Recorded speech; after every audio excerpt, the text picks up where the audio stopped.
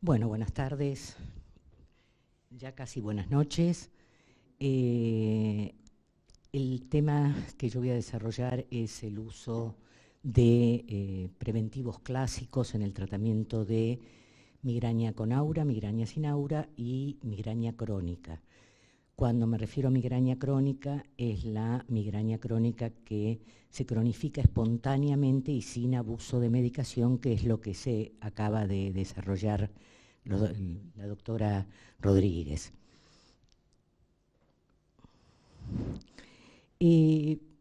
Todos sabemos que el tratamiento que los pacientes hacen habitualmente es el tratamiento analgésico, y en qué casos, vamos a ver en qué casos requerirían tratamiento preventivo y qué se propone el tratamiento preventivo, es decir, cuáles son los objetivos. El objetivo fundamental es mejorar la calidad de vida del paciente. Se sabe que los pacientes con migraña tienen el tercer lugar en discapacidad por años perdidos de todas las patologías médicas. Es decir, son enfermedades altamente discapacitantes, altamente conflictivas para la vida laboral del paciente, para la vida social, para la vida familiar.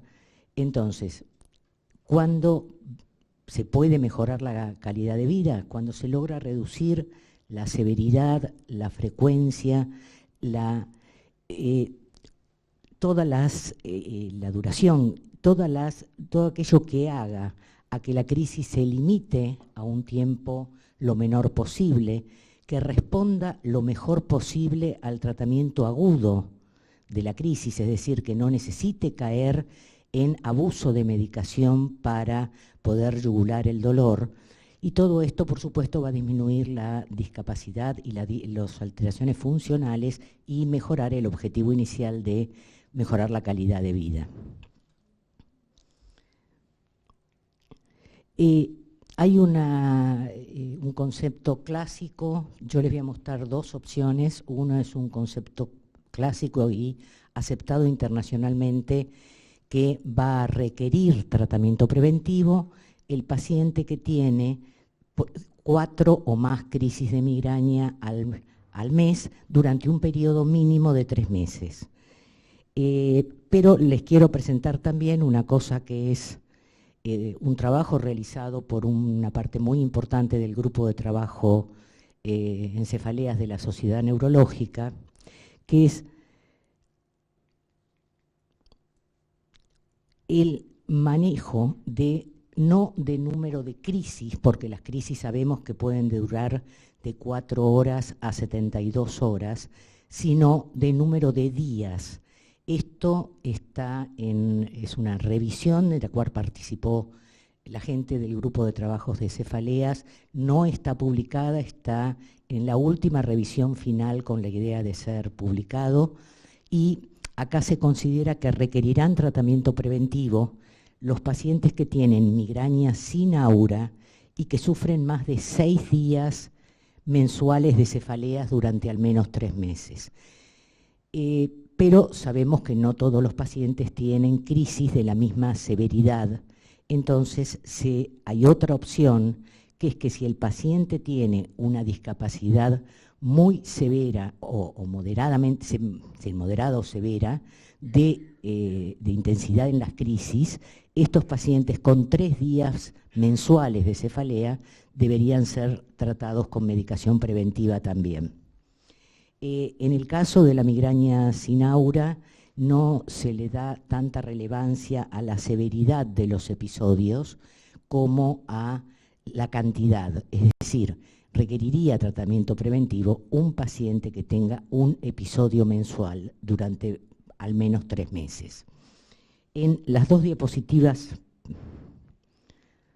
previas a la definición que yo les mostré antes, aparecen un montón de excepciones que hacen que no se requieran 4 días y que yo creo que están muy sintetizadas en el consenso de tratamiento preventivo del que les hablé recién, del trabajo del grupo de cefaleas, porque sabemos que Los pacientes que tienen, esto es bibliografía internacional, eran 4 o más episodios mensuales, excepto que el paciente tenga un menor número, pero de crisis muy prolongadas o muy severas, que tenga mala respuesta o mala tolerancia a la medicación analgésica, es decir, pacientes que no responden adecuadamente a la medicación analgésica, el consumo de medicación analgésica más de 2 veces por semana,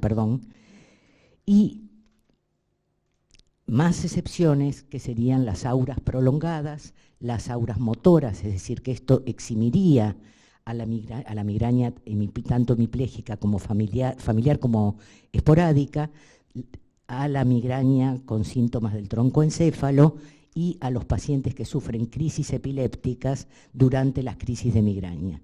Todos estos pacientes no deberían respetar los plazos que marca la bibliografía internacional, y son excepciones que da la misma bibliografía internacional. Los preventivos clásicos en este momento se consideran 5 grupos. Yo voy a hablar de los 4 primeros: los betabloqueantes, los bloqueantes cálcicos, los neuromoduladores y los antidepresivos. El tema de toxina botulínica, que es la que debería haber seguido por razones de fuerza mayor, se va a dar mañana. Dentro de los bloqueantes cálcicos, de los betabloqueantes, esto es por si les interesa, salió una nueva guía de cefaleas del grupo de estudio de cefaleas de la Sociedad Andaluza. Es un trabajo muy nuevo que está prologado por alguien que nosotros, los que nos gusta el tema de cefaleas, conocemos mucho, que es la doctora Patricia Pozo Rosich, y está avalado por la Sociedad Española de Cefaleas. Entonces, creo que lo que vamos a ver hoy es exactamente lo que marca esto, es decir, analizar las drogas fundamentales para el tratamiento preventivo, que son el propranolol entre los betabloqueantes, la flunaricina entre los bloqueantes cálcicos, la amitriptilina entre los antidepresivos y el topiramato y el valproato entre los neuromoduladores o drogas antiepilépticas. Betabloqueantes. En un estudio del 2018 en la revista Neurotherapeutics se encuentra un trabajo de la doctora Cristina Tasorelli, sí, Cristina Tasorelli, Viana y Sprenger, donde concluyen, es un trabajo de revisión que concluye que el propranolol, el timolol, el bisoprolol y el metoprolol son eficaces en el tratamiento de la migraña episódica fundamentalmente, y también fundamentalmente en la migraña sin aura. En la diapositiva anterior, donde les mostraba las conclusiones del grupo español, ellos hablan del propranolol como droga de primera elección en la migraña sin aura. El atenolol y el nadolol, si uno sigue un poco la historia, uno tratando de ver si en algún momento se confirma o se desdice la utilidad, van y vienen. Lo último que hay descrito sobre esto es en este trabajo que yo haya encontrado, por lo menos, en este trabajo que les acabo de mostrar, y sí, seguimos diciendo que parecen tener eficacia en la reducción de la frecuencia, pero no de la intensidad de la crisis. Eso en atenolol y nadolol. Tienen contraindicaciones que yo supongo que la mayoría de ustedes ya conoce. Son contraindicaciones fundamentalmente cardiopulmonares. Dentro de las contraindicaciones pulmonares está la reactivación de un asma previamente controlada, y la enfermedad pulmonar obstructiva severa no deberían recibir propranolol. Entre lo cardíaco, uno ve las contraindicaciones y realmente es como para pedir una evaluación cardiológica antes de iniciar propranolol en un paciente con migraña.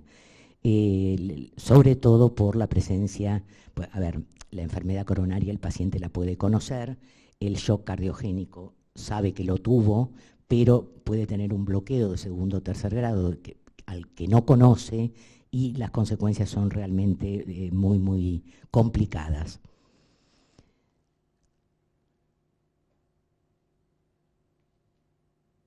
En una revisión de la base de datos de Cochrane del 2017, se apoya el uso de acuerdo a la evidencia existente hasta el 2017, se aprueba el uso del propranolol para tratamiento preventivo de la migraña, así que con esto no tenemos dudas, tiene un nivel de evidencia 1 y un grado de recomendación A, que es una droga ampliamente útil en el tratamiento de migraña, teniendo en cuenta las contraindicaciones, es decir, que si están controladas las contraindicaciones. Con los antagonistas cálcicos la cosa se complica porque la cantidad de bibliografía es mucho menor, es una droga que no está disponible ni en Estados Unidos ni en el Reino Unido, y creo que hay otros países de Europa que no la tienen, pero ya solo con el monto de bibliografía que se publica desde Estados Unidos o del Reino Unido, la disponibilidad de bibliografía es mucho menor. Se usa hace bastante, ha sido muy menospreciada, ha sido muy sobrevalorada.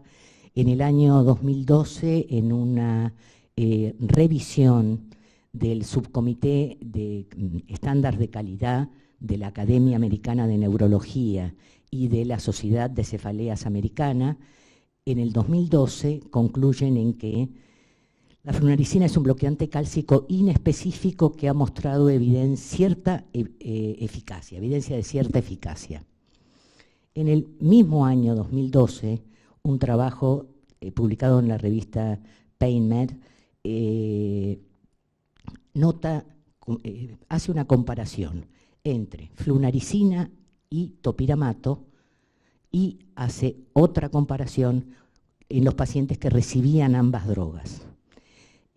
Como ustedes ven, la flunarizina tenía un mínimo menor efecto, un mínimo efecto en lograr, mínimo menor que el topiramato aislado, en la cantidad de pacientes que lograban una reducción superior al 50% en la frecuencia y en la intensidad de la crisis.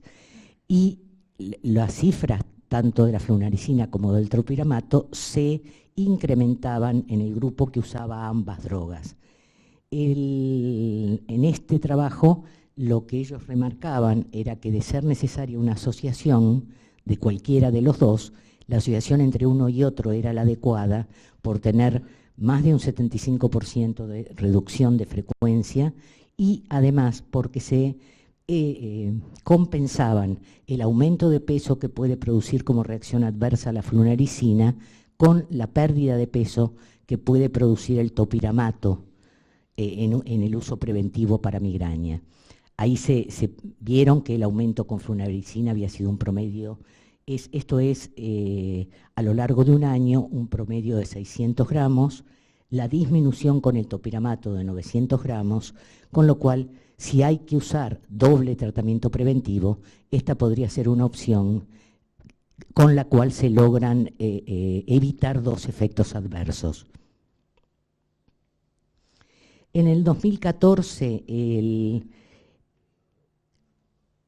Instituto Nacional de Excelencia en Salud y Cuidados publica una guía donde avala el uso de flunarizina en migraña y estudia, es un compilado de estudios los que resume, donde encuentra que la efectividad de la flunarizina era semejante a la del propranolol y a la del topiramato. En el año 2018, el equipo del doctor Gosby publica en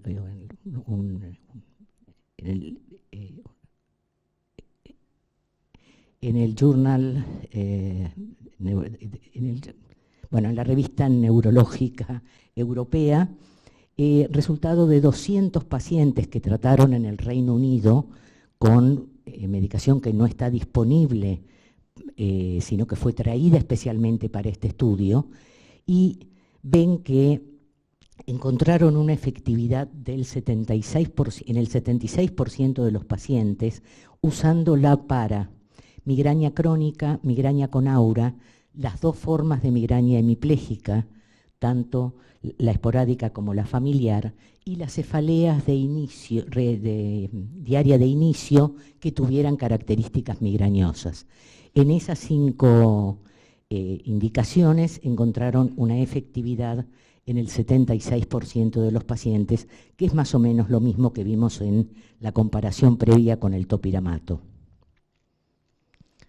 Tiene la flunaricina, tiene como reacciones adversas el aumento de sueño y el aumento de peso, y sí tiene 3 contraindicaciones, y es no usarlos en pacientes con antecedentes de depresión, no usarlo en pacientes con enfermedad de Parkinson o síntomas que pudieran corresponder a un parkinsonismo u otra enfermedad extrapiramidal, y no usarlo en mayores de 65 años porque el riesgo mayor es que les produzca depresión y parkinsonismo farmacológico.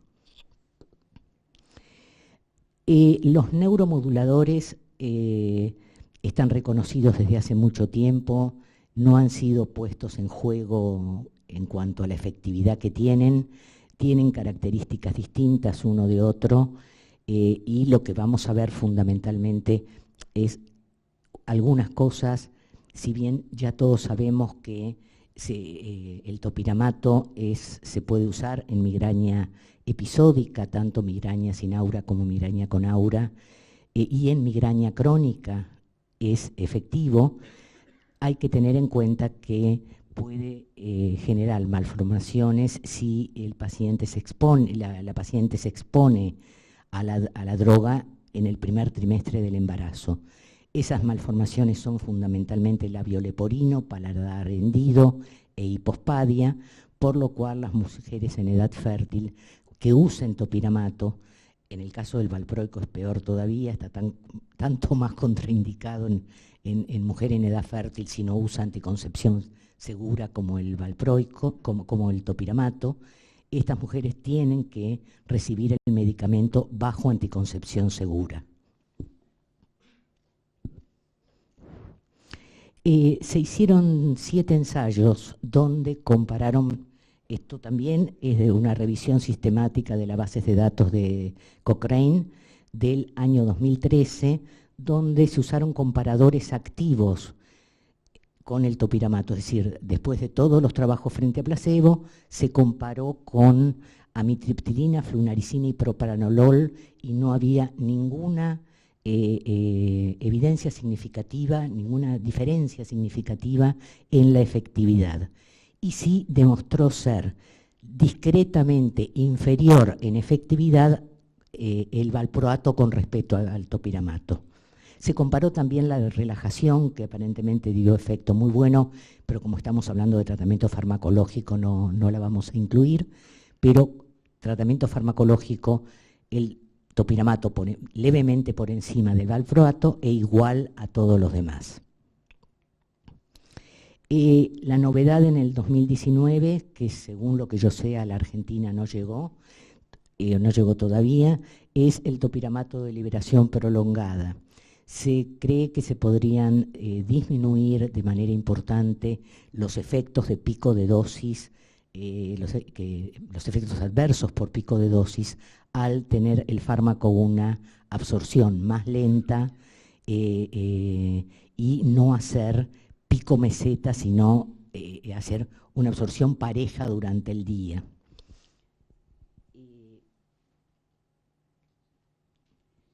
Las reacciones adversas del topiramato, las que se ven con más frecuencia, son la disminución de peso, que en general no tiene salvo en pacientes extremadamente delgados, no tiene una relevancia que indique la necesidad de supresión de la droga.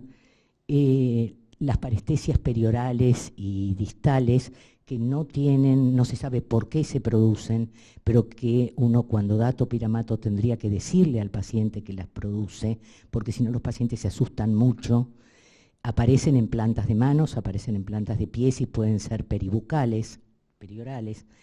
El déficit cognitivo es un efecto que puede llevar a tener que suspenderlo si realmente se manifiesta con intensidad en el paciente. Y hay que tener mucho cuidado con las alteraciones visuales que aparecen porque puede provocar uveitis. Y se sabe que las uveitis son la 5ª causa mundial de ceguera, es decir, que frente a esto, ante cualquier queja de alteración visual del paciente, debería ser enviado a oftalmología a hacer un examen completo y descartar que no sea el comienzo de una uveitis. Pueden producir depresión. Otro efecto bastante frecuente es las alteraciones del gusto, la digeusia, y hay que tener mucho cuidado porque estos pacientes pueden hacer nefrolitiasis, es decir, que esto requeriría un control periódico para ver que el paciente no esté haciendo litiasis renales. El ácido valproico, las dosis que se usan habitualmente son de 500 a 1000 miligramos. Hablamos ya de la efectividad con respecto al topiramato. Salvo esa mínima diferencia de efectividad, el resto de las precauciones con respecto al embarazo las hemos nombrado. En el caso del ácido valproico hay que evitarlo en pacientes con antecedentes de hepatopatías o de patologías pancreáticas. El resto de los efectos adversos en general son bien tolerados, no suelen dar problemas importantes y hay 4 estudios también de la base de datos de Cochrane que analizan las diferencias entre el valproico, flunaricina, propranolol y de topiramato. Por supuesto, se repite esto del topiramato de un poco menor efectividad y no hay diferencias significativas entre flunaricina y propranolol. Entonces, ya en el año 2013, al igual que el topiramato, se concluyó en las revisiones de base de datos de Cochrane que la conclusión de la revisión fue que el valproato es eficaz para prevenir ataques de migraña en pacientes con migraña episódica. Y hay otras drogas que no forman parte de los tratamientos preventivos clásicos todavía, pero que yo nombro porque vale la pena por lo menos conocerlas. Se han hecho trabajos, esto está publicado por el equipo del doctor Silverstein en abril de este año, y este cuadro me pareció muy útil. En la línea celeste se ve la eficacia, primero el topiramato, poco por debajo el ácido valproico, más abajo, mucho más abajo la sonizamida y en la parte más de abajo de efectividad el levetiracetam y el gabapentin. Mientras que la tolerabilidad es exactamente a la inversa. Los que mejores se toleran son el gabapentin y el levetiracetam, la sonizanida está en un término intermedio, el peor tolerado es el de valproato de sodio y un poquito mejor es el topiramato. Esas son la situación de sonizamida, levetiracetam y gabapentin hasta por lo menos hace 4 o 5 meses. Y la otra droga que ha generado muchas idas y vueltas, en el año 2005 se publica un trabajo donde se concluye que la lamotrigina reduce el aura migrañosa y las crisis de migraña en pacientes con migraña con aura. Pero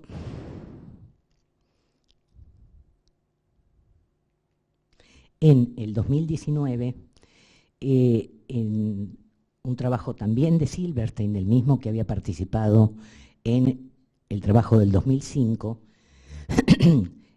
para las guías de cefaleas del Medline Neurology, consideran a la lamotrigina dentro del nivel A negativo, es decir, un medicamento que está establecido como ineficaz y que no debe ofrecerse para la prevención de migraña. Si bien se dice, que eso creo que es un concepto que todos tenemos, que reduciría la duración del aura, pero no sería para tratamiento de la migraña con aura como droga de elección. Dentro de los antidepresivos, por supuesto, la que mayor carga de trabajos a favor tiene es la amitriptilina, fue siempre el preventivo más estudiado de los antidepresivos. Existe la opción de la nortriptilina como alternativa a pacientes que requieren amitriptilina pero que no lo toleran. Y con respecto a los inhibidores selectivos de la recaptación de serotonina, hay un grave problema que con estos fármacos no se han hecho estudios, se han controlado contra placebo con resultados disímiles y no hay estudios con comparadores activos, es decir, aún en los estudios en los cuales se vio que podría haber cierta evidencia, no está comparado con ninguno de los preventivos clásicos. Y los inhibidores de la recaptación de serotonina y noradrenalina, la venlafaxina es el que tiene es decir, es el que está más cerca de llegar al nivel de la amitriptilina en prevención y debería reservarse para pacientes con migraña y depresión y fundamentalmente porque la amitriptilina no llega a tener en los efectos usados en cefalea un efecto antidepresivo. Es decir, como antidepresivo se habla de que se superan las dosis de 100, 150, 200 miligramos. En cefaleas habitualmente no se pasan los 100 miligramos, con lo cual uno no puede esperar un efecto antidepresivo adecuado. Mientras que con la venlafaxina la dosis está entre 75 y 50 miligramos y 150 miligramos, que es la dosis antidepresiva del fármaco. Esta es está también estos datos están también hechos en un trabajo de marzo de este año, es lo que se considera actualmente, con lo que considera parte de la bibliografía actualmente sobre antidepresivos. Y una última cosa que nos queda es qué usamos en migraña crónica. Hay dos opciones. La única que está aprobada por la FDA es la toxina botulínica. El topiramato todavía no fue aprobado, sí en la migraña episódica, tanto con o sin aura, pero no todavía en la migraña crónica. Estas son las dos opciones que tenemos y estos trabajos, como el que hablamos del Reino Unido con flunaricina, que parece haberlo usado con cierto éxito y algunas referencias de que el ácido valproico podría servir también, pero de ninguna de estas dos últimas drogas hay ninguna evidencia que permita suponer que uno las debería usar teniendo, salvo enormes contraindicaciones, al topiramato o a la toxina botulínica. Así que es una actualización de un tema que se conoce hace mucho tiempo, donde no hay mucha bibliografía. Hay que tener en cuenta que la aparición de los anticuerpos monoclonales, de los que va a hablar mañana el doctor Bonamico, dejó a los preventivos clásicos muy para atrás. Hay una baja en la cantidad de trabajos que se pueden leer sobre preventivos clásicos muy importante, porque lo nuevo está llamando muchísimo más la atención. De todas maneras, uno espera que en un momento se puedan hacer los trabajos comparativos entre los antagonistas del CRP y compararlos con los preventivos clásicos, a ver qué diferencias hay, pero eso no va a ser ahora, recién están saliendo al mercado, así que probablemente se demore mucho más tiempo en que podamos realmente tener noción en cuánto superarán o no superarán a los preventivos clásicos. Muchas gracias.